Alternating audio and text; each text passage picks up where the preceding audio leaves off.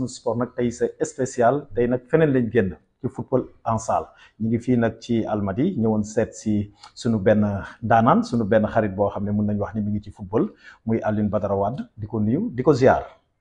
maa ngi lay nuyu As di kontante trop si yow si sa ñëw tey fii déjà rien que toog ak yow rek c'est un plaisir parce que le nom As Mamoun rek nous rappelle beaucoup de choses dans le football et que j'en profite pour te féliciter parce que cette reconversion dans le sport c'est pas évident et nous te souhaiterons une bonne continuation et nous ferons le tout aussi pour soutenir parce que vous le méritez parce que cette reconversion franchement c'est une reconversion qui doit inspirer d'autres joueurs d'autres anciens joueurs. Merci Alioune kontaan nañ ci lool si sa kàddu yu rafet parce que noonu rek nga mën a mel comme li ñuy wax rek sur Asmoon TV révivificateur des valeurs 100% football local ci lépp lañ nekk ci discipline yépp la ñuy dem waaw ñu am ci contentement nag ñëw nga dalal ñu fii ci sa bureau waa di wax ni rek tey nag dañuy waxtaan ci football local mais avant ñuy dem faw internet yi ak sportif yi nga xam ne tamit ñu ngi seetaan chaîne bi muy Asmoon TV tey jii nii soo ma doon wax kan mooy Alioune Badara Wade di Badou. Bon, Alioune Badara Wade di Badou, c'est un Sénégalais, né que Ouakamo, et fier d'être Ouakamo aussi. Djangé école Ouakam, après diar sur beaucoup de lycées du centre-ville, de Saint-Michel, Jean de La Fontaine, Maurice Delafosse, etc., etc. École Médine aussi, qui m'a beaucoup marqué, c'est École Médine. N'est que aussi j'ai fait l'armée aussi, l'armée sénégalaise, et ça m'a aussi j'ai beaucoup aimé ça parce que j'ai quitté de la France pour incorporer dans l'armée sénégalaise. Et en plus, j'ai joué un peu en cadet, et en senior, je n'avais pas de la place parce que c'était difficile à l'époque à Ouakam, tellement qu'il y avait de très bons joueurs, donc j'étais un joueur moyen. Et j'ai été président de club de Navetan, dont le club c'est l'ASC Gounaye Taklou. Donc l'épopée même de Gounaye Taklou, Bimidjel Koupi en 2004 jusqu'à aller en régional avec une grande équipe, une très grande équipe, parce que souvent on peut avoir un petit club mais une grande équipe, comme on peut avoir aussi une grande équipe dans un petit club. Donc j'ai été président de ce club. Donc, à part Lolo, je suis aussi l'un des précurseurs du beach soccer au Sénégal et précurseur du futsal au Sénégal. waaw dëgg la kontaan nañ ci loolu kii comme ni ñu koy waxee rek chaque jour mooy révivificateur des valeurs ci valeur rek ak ci lumière ci loolu rek la ñuy dox léegi dañuy ñëw rek ci sunu émission ñu tàmbalee rek sunu première question moom mooy lan moo la inspiré ba nga créer football en salle. Bon, football en salle bi li ko indi. Donc, ça a débuté du beach soccer, dont je suis l'un des précurseurs avec Ibrahima Ndiaye Chita, avec Lamine Ngom, Tafa Diop et Medoune Mar. Dont le beach soccer d'ailleurs, on avait l'esprit créatif. C'est Dieu qui crée, hein, mais nous on avait l'esprit créatif de le faire chez Medoune Mar. C'est là où tout est débuté. Après l'expansion, nous sommes à Yoff. De faire nos premiers pas avec Abdou Mbaye, paix à son nom.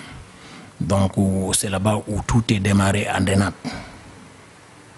Waaw comme ni koy waxee rek du nga ci ay anciens joueurs yoo xam ne ay anciens internationaux ku ne Medoune Mar les police ku ne Ibrahima Ndiaye Chita les police tamit gis nañ liggéey bu mag bi nga xam ne tamit ñu koy def ci beach soccer bi gis nañu tey jii nii Sénégal suñu jumul bokk na ci ñi nga xam ne ñoo gën a titré ci trophée beach soccer. léegi dañuy ñëw ci football en salle parce que boo nee football en salle moom dina am ñoo xam ne dina leen xaw a jaaxal tey jii nii lan nga ma mën a wax ci comme tey jii nii ku bëggoon créer équipe pour nekk football en salle ci yan anam la koy defee. Bon là, comme le président de la Fédé a fait un lancement officiel, hein, et que nous aussi nous serons obligés de suivre les rangs parce que nit moom bu fekkee wóolu nga ko ànd ak moom des années, je pense que su taxee ba ne lii il est temps nous restons derrière les rangs le suivre parce parce que l'accompagnement dina am sans aucun doute avec Maître Senghor, dont je remercie de passage sur le lancement du futsal qu'il a proclamé, et que nous aussi, dans le terrain, on était prêts depuis. Parce que quand je me suis inspiré du futsal, je l'ai fait avec des anciens internationaux, hein, avec Al-Ousseynou Sen, Al-Hassan Sen. Il y avait aussi Alain Kabou. C'était en 2008. De 2008, on avait créé une union. C'est l'union des clubs et associations de futsal du Sénégal, qui nous permettait au moins de vulgariser le futsal sur toute l'étendue du territoire. Et là, de 2008 jusqu'à aujourd'hui, il y a des clubs qui jouent. Il y a des clubs qui jouent, même si on l'appelle dans l'informel. Nous, aujourd'hui, le lancement va le formaliser. Et pour le formaliser, pour revenir à ta question, pour créer un club, d'abord, là, on attend la feuille de route. Mais tout en s'appuyant du socle de ce qui est déjà là, pour ne pas laisser des personnes en rade. Parce que ça, c'est important. Parce que c'est ça qui peut consolider même ce qu'on fait et qui peut nous permettre de sursauter très vite. Compte tenu, on a un défi parce que le beach soccer, on avait créé les charrues avant les bœufs.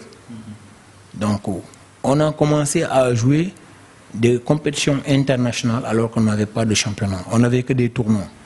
Et ces tournois-là s'organisaient avec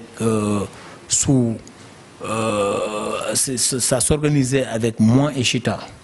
C'est moi et Chita, Ibrahima Ndiaye Chita, dont je remercie de passage. Mu ñëw def ma morom ñuy ànd xam nga di dox affaire bi di ko dox avec toute humilité. Donc c'est ça qui m'a marqué sur cette personne de nos jours, c'est ça qui nous lie.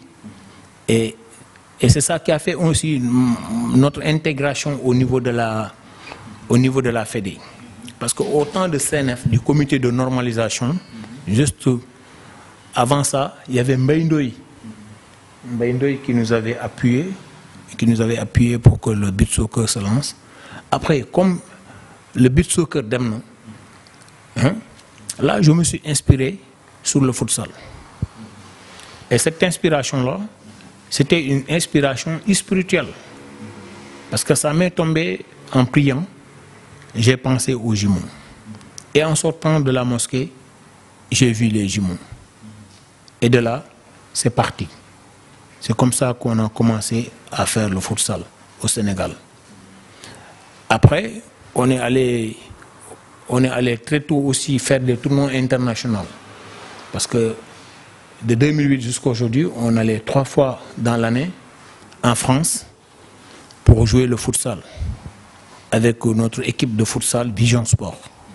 Donc on a fait pas mal de tournois internationaux de clubs au niveau de la France, de la Belgique, etc. etc. waaw comme ni nga ko waxee rek leer na comme ci internet yi rek ñu gis xam ni rek ñu ngi ak Alioune Badara Wade di Badou muy nit ku baax nit koo xam ne tey jii nii dégg ngeen di mu wax avant futsal bi ñu ngi woon ci bokk na ci ñi nga xam ne tamit ñoo indi beach soccer bi fii ci Sénégal waaw di wax ni rek dañuy ñëwaat encore rek gën a waxtaan ci futsal bi parce que comme ni nga ko waxee yaa ngi ni doon dem ay compétition te amul fii championnat tey jii nii est-ce que am na ay club yoo xam ne tey jii nii ñu ngi fi ci biir fii ci Sénégal et puis tamit maanaam am na ci yu bari war nañ ci gën a mën a leeral parce que joueur bi ci bëgg a dugg pour jouer foot en salle bi tamit pour mu xam tamit ba xam kii maanaam nan laa ko mën a waxee règlement bi nekk ci football bi soccer ak ci football bi nga xam ne à 11 yooyu yëpp tey jii nii nan ngeen ci def pour nit ñi mën cee dugg daal. Bon, pour nit ñi mën ci dugg, je pense que répondre non là, il y a déjà des clubs qui sont déjà sur place et qui sont enregistrés. Donc il ne reste maintenant que de les formaliser au niveau de la Fédé. Comme ce qui s'est passé avec le beach soccer. C'est ouvert. Mais au Sénégal, il faut qu'on se base aussi sur les ligues aussi, c'est important, les ligues. Parce qu'au niveau des ligues, il y avait la Ligue de Thiès avec Mamoussa Sissé en 2009. On avait commencé là-bas à faire le futsal. Après de Thiès à Tivaouane aussi, on l'a fait avec d'autres personnes là-bas, Gen. et après à Tamba avec Alain Kabou. Et aussi, on est allé à Saint-Louis aussi. Aujourd'hui, je peux te dire que Dakar, Saint-Louis sont formels. Ils sont sur la ligne. Pourquoi? Parce qu'à Saint-Louis, il y a, depuis l'arrivée de Thioune, il a pu faire des clubs sur la Ligue de Saint-Louis et les districts. Dans chaque district là-bas, il y a des clubs. Maintenant, pour jouer le futsal, ce n'est pas difficile. C'est juste avoir un terrain d'handball. Pour les terrains d'handball, il y en a plein à Dakar. Donc, au Sénégal, on ne peut que s'appuyer de ce qu'on a. Et pour ça, je pense que même au niveau du CCA, ils ont déjà fait des formations d'arbitres de futsal. Parce qu'à l'époque, nous, on travaillait avec Yaya Djiba. Yaya Djiba, c'est un ancien arbitre qui était là. D'ailleurs, il a pu voyager même avec nous en France, tout ça. Et il y avait Mamoudou Gueye aussi qui est à Thiès, le vieux Mamoudou Gueye, qui nous appuyait un peu dans les règlements pour qu'on puisse le jouer d'une manière formelle. Donc, pour le club Yimeneboko, je pense que si nous répertorions le registre qui est là, on va ouvert. Mais tu sais, au début, il faut que je le redis encore, hein, j'attends que, avec le président de la Fédé, qu'est-ce qu'il attend de nous? On va lui présenter ce qui est là et voir ce qui est faisable. Mais on ne peut pas dire, venez créer des clubs, après on ne pourra pas jouer. Parce que les Sénégalais, ils ont tendance d'arriver en retard et de dire que Damassi Wara Boko. Wow. Donc lolo, il faut que nous fassions d'une manière aussi nanka déglu les kilifa yi, après nous allons ensemble comment le faire. Et n'oublions pas qu'au niveau de la fédération, il y a un responsable du football spécifique, Omar Gaye, qui est au comité exécutif. Donc moi je suis le représentant au niveau de la Ligue amateur. Donc ce qui fait que avec cette équipe, on va y travailler pour y arriver pour que le futsal se jouera partout au Sénégal. waaw li nga wax li nga tudd nga sax sama grand bi muy Omez waaw di ko ziar. waaw mu nit bu baax ñoo nekkandoo woon Qatar ci coupe du monde bi. gis nañ tamit liggéey bu mag bi nga xam ne tamit ñu koy def ci bis sukar. te comme ni nga waxee noonu gis naa yooyu yëpp comme ni nga développé ci futsal bi tey jii nii comme foog ñu ñëwaat tuuti parce que xam nga ci ay règlement bi ak ci nombre de personnes yi nga xam ne tamit ñooy jouer ci terrain bi. parce que tey jii nii mën nañu wax ni Asmoon TV comme ni ñu waxee rek. football local moo ko tax a jóg 100% ci yëpp bàyyiwuñu benn discipline kon nag ñi nga xam ne tamit dañuy intéressé wu faw ñu xam tey jii nii foot en salle bi 5-5 la wala 6-6 règlement bi ak yooyu yëpp faw ñu xam ko daal moo tax. waaw parce que le règlement. Tu sais le futsal a emprunté le règlement du foot classique, le foot à 11. Il a emprunté aussi l'handball, le règlement de handball. Il a emprunté aussi le basketball. Donc ensemble, c'est le futsal. Et dans le terrain réduit, bien que j'ai mon terrain handball, il y a, par rapport au football, ici il y a 4 arbitres. Il y a un compteur de faute, il y a un chronomètre, et il y a aussi 2 arbitres opposés, comme le basket. Sur toute la ligne de touche, arbitre dañ koy daw. Mais toujours d'une manière opposée. Parce que comme il n'y a pas d'orjo, donc les 2 arbitres, il y aura un qu'on appelle l'arbitre principal. C'est cet arbitre-là qui a le dernier mot si on siffle à la fois. Parce que les 2 arbitres peuvent siffler ou l'un peut siffler, mais tant que l'arbitre principal n'a pas dit que ça s'exécutera, Bouboba, c'est lui toujours qui a le dernier mot. Ouais, les remplacements peuvent se faire à tout moment, contrairement au football. Après aussi, dans le futsal, devant une affaire spécifique. Comme les changements peuvent se faire à tout moment, les numéros des joueurs sont numérotées de 1 à 12. Parce que feuille de match futsal et feuille de match football beaucoup. Feuille de match futsal, dañuy compter fautes. Supposons si le joueur a fait 2 fautes, l'équipe, il y a une faute qu'on appelle une faute commune. Si on fait 4 fautes, 5e faute, il y a un penalty. Mais lolu moy buñu jouer ci première temps bi. Mais là-bas aussi pour heure bi buñ né 20 minutes là, c'est la balle qui détermine l'heure. Su balle bi roulé wul day taxaw. Ki bi day taxaw. Chrono bi day taxaw. Xam nga? Ba après il y a aussi qu'on appelle le retour à la zone. Si so jouer balle bi ci sa zone, nga passe ko goal bi. Goal bi pour mu laalaat bal bi il faut que bal bi génnaat zone dugg ci beneen zone bi sinon bu ko laalee waaw bu ko laalee day nekk faute. Le tacle glissé est formellement interdit. Tu vois, les charges sont formellement interdits. Mais le gardien, dans son périmètre des 6 mètres, les 6 mètres des gardiens, c'est le 18 mètres du football. Là-bas, lui, il peut se tacler, il peut def yoy yep quoi. Xam nga. Légui, le gardien de but dafa am benn affaire bu spécifique si moom mooy que ne il peut porter 2 maillots, un maillot de gardien de but et un maillot de joueur de champ. Mais le numéro ne change pas. Pourquoi? Parce que dans la feuille de match, numéro gardien bi buñ né 16 12 la wala 16 toujours 12 lay solat ci terrain bi. Parce que il peut à un moment il devient un joueur de champ.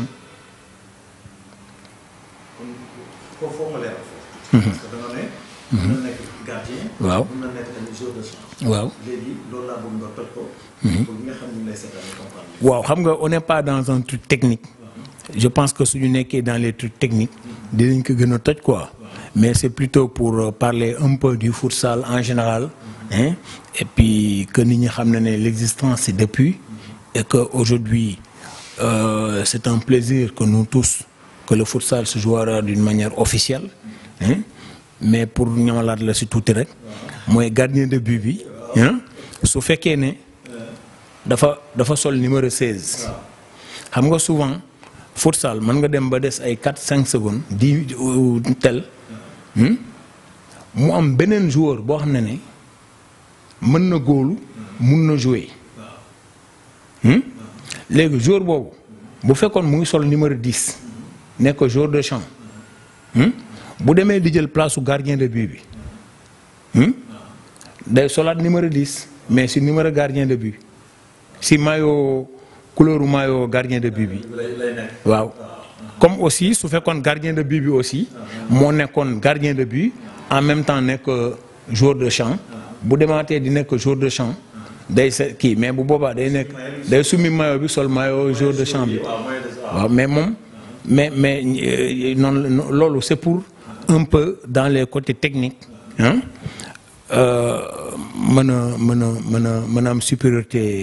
supériorité quoi dans le terrain pour égaliser ou tel. Des fois da nga gis ci futsal ñu bàyyi camp yi na le nga gis même le gardien dem mais gardien boobu day nekk un joueur de champ bu aay ba pare nekk gardien de but xam nga ba pare bal bi bu génnee ci touche yi boo ko tegee sa ñaari tànk ci biti lay ne ci trait de touche bi su benn waaw bal bi boo ko tegee bu sa tànk duggee tuuti rek parce que 4 secondes war nga passe qu'il soit corner coup franc yooyu yëpp booy dóor 4 secondes boo dóorul rek arbitre bi day siffler nga perte bal bi donc c'est une discipline dont tu peux pas le jouer sans connaître le règlement parce que déjà loolu c'est une spécificité dans le futsal. Regarde, dans le football il y a beaucoup de joueurs de football qui jouent le football en jouant la ñuy comprendre règlement bi mais bi da ngay xam règlement bi ba pare door ko jouer donc du gis nga un peu donc c'est la maîtrise en soi. Il faut que le joueur soit prêt et là pour qu'il soit prêt contrairement au football, hein, dans le futsal le joueur psychologiquement il doit être prêt mentalement parce que le règlement da koy tënk quoi. Mon mu en tant que joueur hein dafa war a maîtriser règlement bi mu ngi jouer en tant que joueur am na yenn façon faute yoo xam ne du ko def xam nga da koy éviter par rapport au football. D'ailleurs ça le démontre si vous voyez Iliman Ndiaye de l'équipe nationale. Son arrivée c'est une bonne prestation pour le futsal parce qu'il a joué le futsal avec nous en France. Déjà ses dribbles, ses tacs, tout ça il l'a appris dans le futsal parce que dans le futsal le joueur par rapport au football tu touches tout le temps la balle. Xam nga dans le football tu peux rester 2-3 minutes tu touches pas la balle. Dans le futsal c'est impossible. On joue en rotation. Tout le temps. Soo traîner ça da ngay gis ne ça peut porter préjudice équipe bi. Donc loolu c'est juste que j'ai fait aussi j'ai le diplôme avec toute humilité de diplôme de futsal. En 2008 je suis sorti major sur l'Île-de-France. J'étais avec les jumeaux Sène. C'est avec eux que j'ai beaucoup travaillé du côté technique dans le futsal. D'ailleurs eux aussi ils sont diplômés du futsal. waaw dégg ngeen ko dégg ngeen tey jii comme ni mu wax rek ci mooy Alioune Badara Wade mu ñëwaat rek ci moom muy nit ku baax di sportif. waaw parce que tey jii am na lu bëri yoo xam ne dina génn tey di ngeen xam tey kan lañ invité di wax nag parce que am na li ma dégg nii nga wax ak li ngay expliqué yëpp te football nga bokk nga ci ñi indi bis soccer ak futsal bi tey jii soo ma doon wax tey jii nii ci discipline yooyu bi ci gën a compliqué parce que dañ naan footballeur foog nga day dafa intelligence en mouvement la tey jii est-ce que futsal. waaw xam nga si on dit compliqué c'est parce que il y a pas le talent xam nga parce que nit ki booy jouer dans n'importe quelle discipline il faut que pédagogiquement nga def ko nga am si benn maîtrise. te Sénégal notre chance c'est quoi dans le beach soccer même à l'époque vous quand vous jouez si terrain lan ngeen doon jouer. Beach soccer ngeen doon jouer. Aujourd'hui keroog j'ai fait une tour de rond-point si guddi gi dem ba place de l'Indépendance j'ai trouvé des jeunes qui jouent si biir place de l'Indépendance au centre-ville du jouer foofu en terrain réduit dans le tartan et ce qu'ils jouent c'est le petit camp. Le petit camp c'est le futsal sauf que le règlement diffère moo tax aujourd'hui les joueurs les jeunes de la Médina jusqu'à Rebeuss ailleurs qui ont tendance à jouer dans le ci tali bi ñooñu c'est je pense que ils peuvent être de grands joueurs de futsal parce que le terrain réduit et en plus ñoom ñu ngi koy jouer oto di ñëw seen gannaaw xam nga donc loolu rek dafa am lu muy signifier xam nga boo xoolee ci beach soccer bi plage bi ñëpp a siy jouer moo tax benn jour j'ai entendu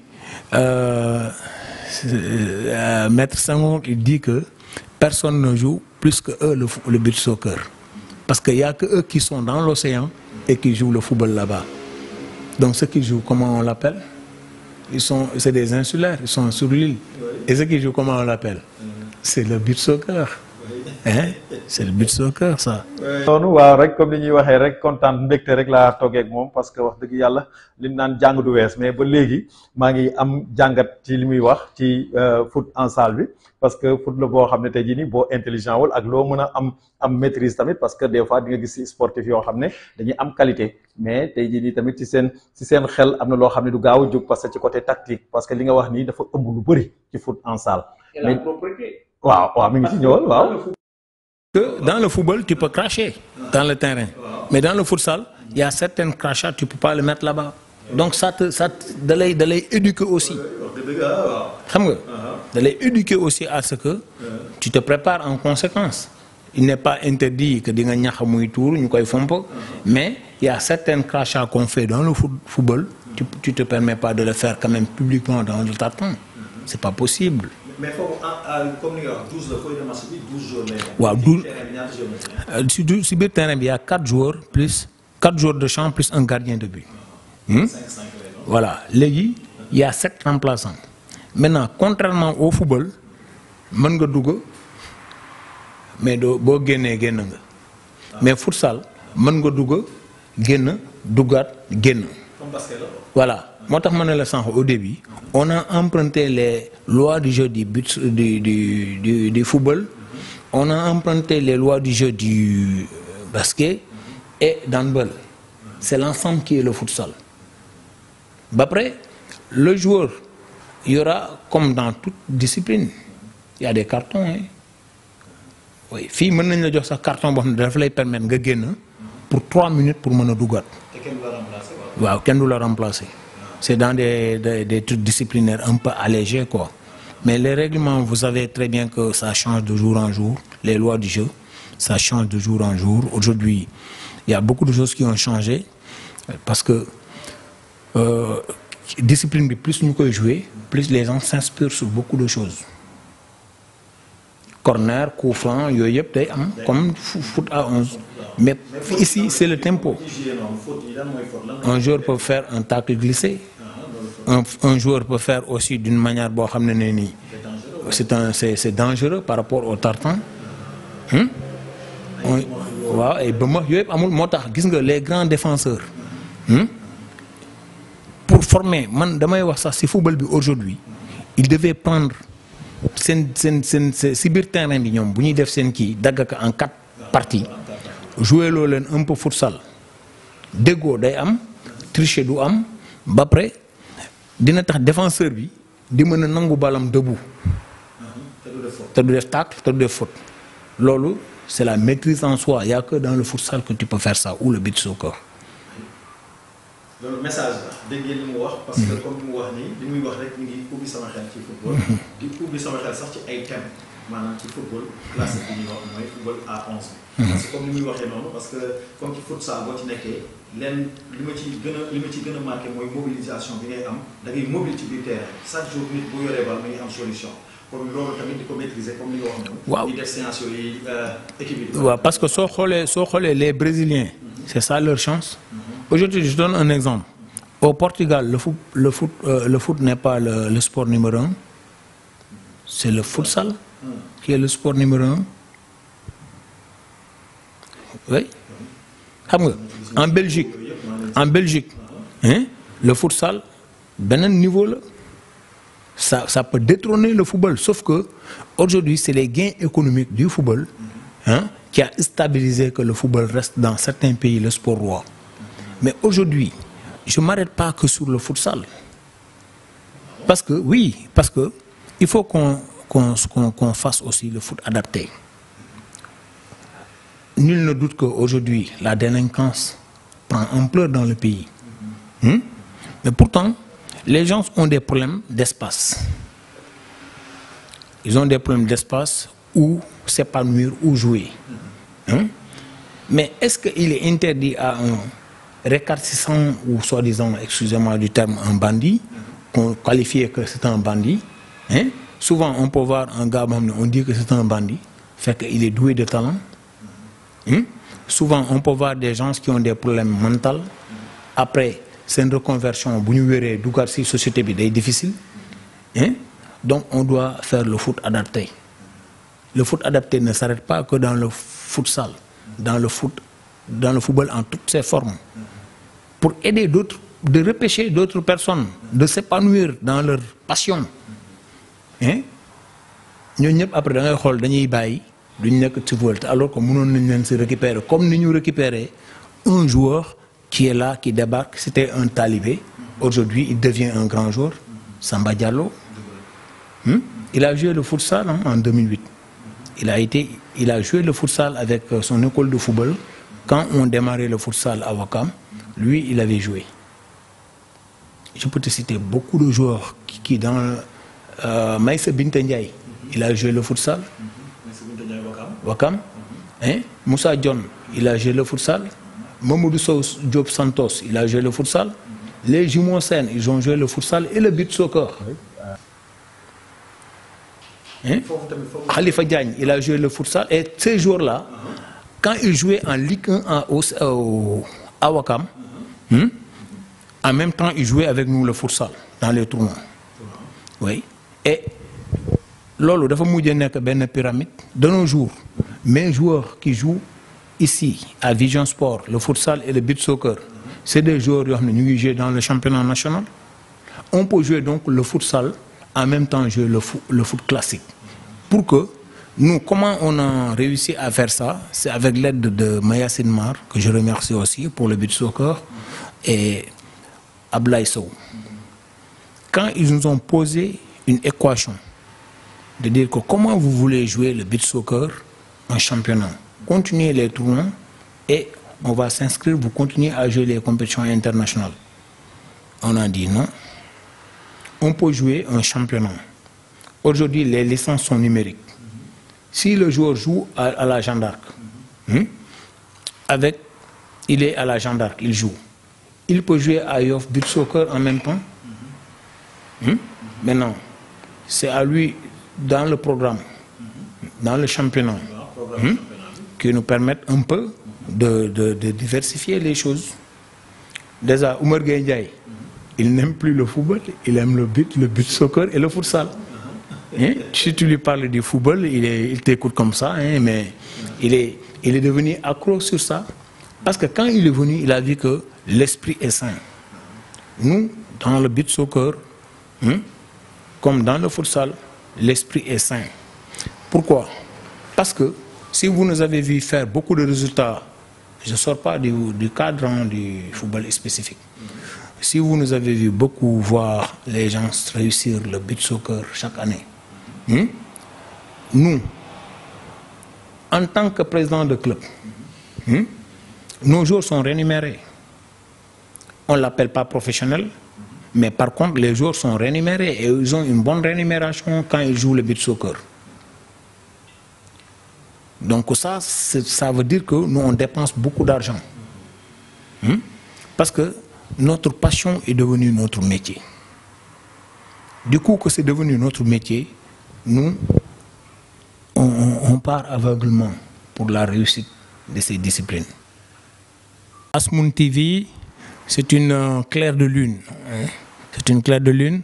Bo xamné né sport bi ku laxu dina la feeñal ku bëggul feeñ dina la feeñal parce que moom fépp la nekk te ñu ngi ñaan mu nekk sur le plan national fépp ak international mu nekk ji une télévision sportive parce que moom mi koy def tey muy Asmoon ci sport lañ ko xamee muy ancien international boole si aussi def reconversion dans le sport digital. Asmoon TV sa kaw sa kanam incha allah jërëjëf.